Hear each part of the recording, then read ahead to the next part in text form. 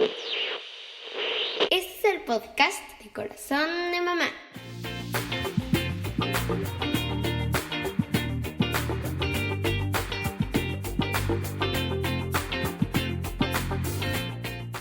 Hola, ¿cómo estás? Mi nombre es Aleida Morales.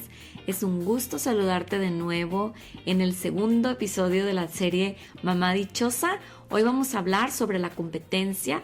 Estamos estudiando acerca de la vida de Lea, la hija de Labán, esposa de Jacob, y hemos estado platicando acerca de la importancia de aceptar las circunstancias que te rodean y enfocarte en que Dios tiene planes de bendición para ti. El día de hoy, como lo mencioné, vamos a platicar acerca de la competencia. ¿Qué te parece si comenzamos?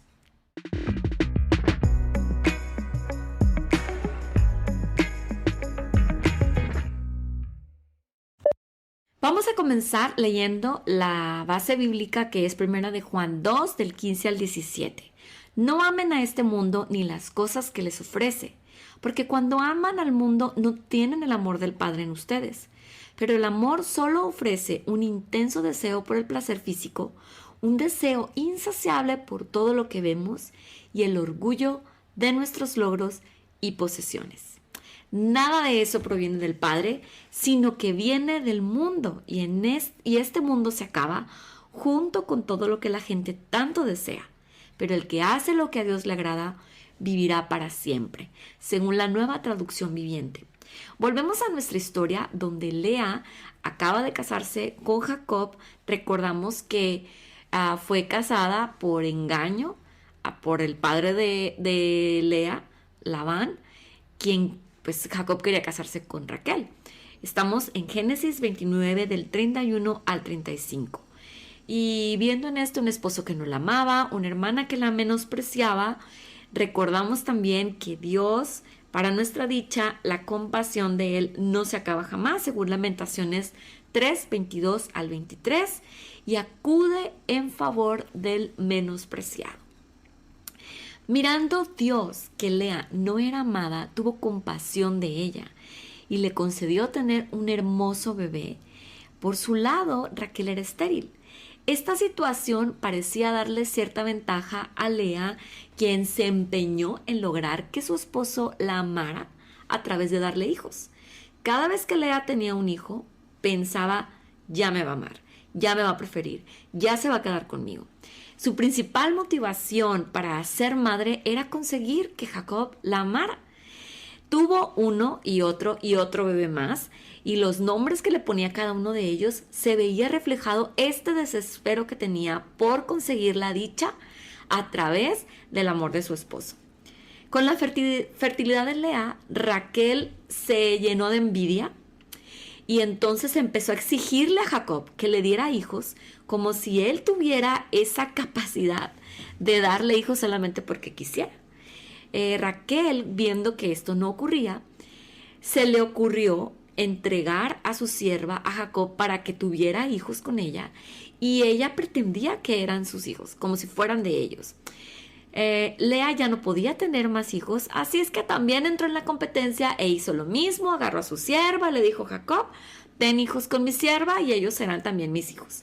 Esta situación es muy particular de la historia de Raquel y Lea. No es algo que se pueda dar en nuestros tiempos y en nuestra cultura, porque para empezar la poligamia no es algo que se practique.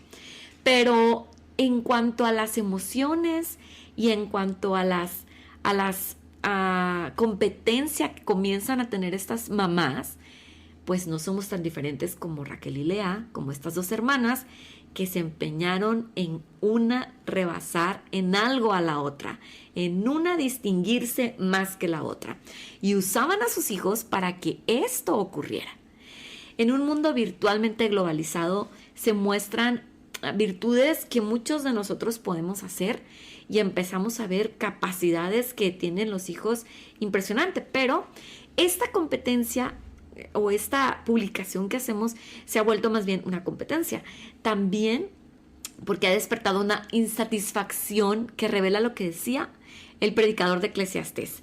En Eclesiastés 1:14, en la palabra de Dios para todos, Observé todo lo que se hace bajo el sol y concluí que nada tiene sentido. Todo es como atrapar el viento. Parece que en esta acelere que tenemos con el mundo virtual, se nos ha olvidado que hay cosas que no tienen sentido y se cumple la palabra porque andamos como queriendo atrapar el viento y es algo que no vamos a lograr. Se nos ha olvidado que el mundo ofrece, decíamos al principio, un deseo insaciable por tener cosas, por lograr cosas. Entonces podemos nosotros ver en las redes sociales cómo las madres vamos llenando de publicaciones nuestras redes sociales de cosas, de capacidades, de logros que nuestros hijos alcanzan, sea de las artes, del deporte, de alguna disciplina, cualquier actividad que puedan realizar, sea una hazaña extraordinaria hasta algo tan cotidiano, tan sencillo, tan simple.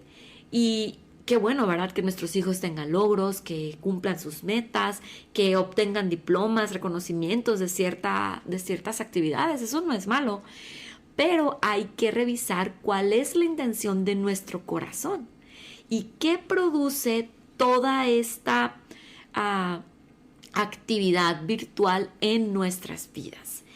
Preguntarnos, ¿cuál es la razón por la que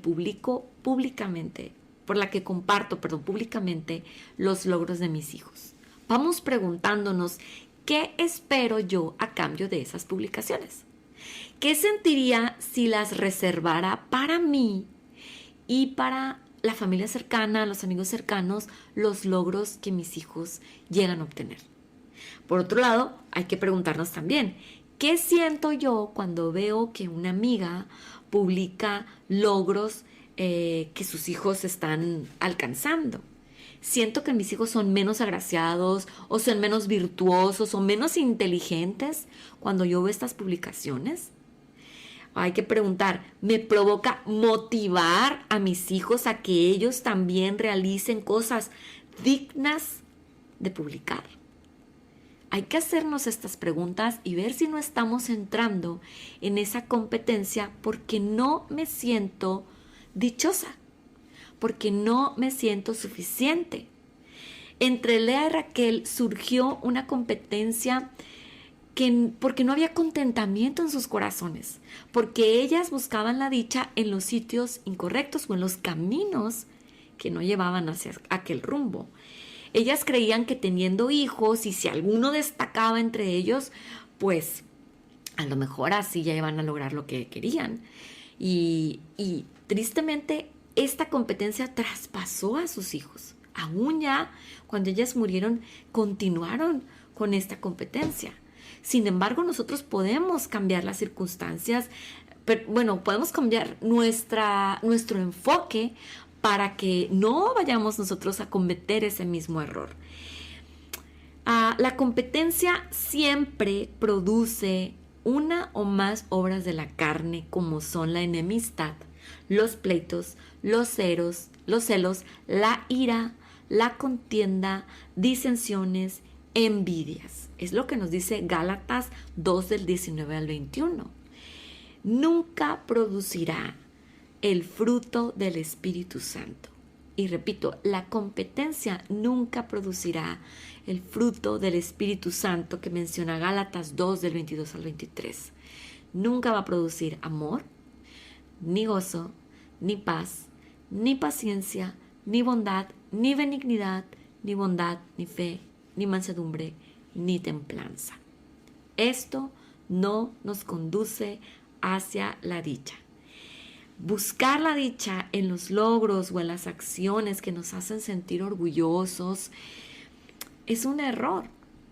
Debemos aprender a tener contentamiento en lo que tenemos, dice Hebreos 13:5.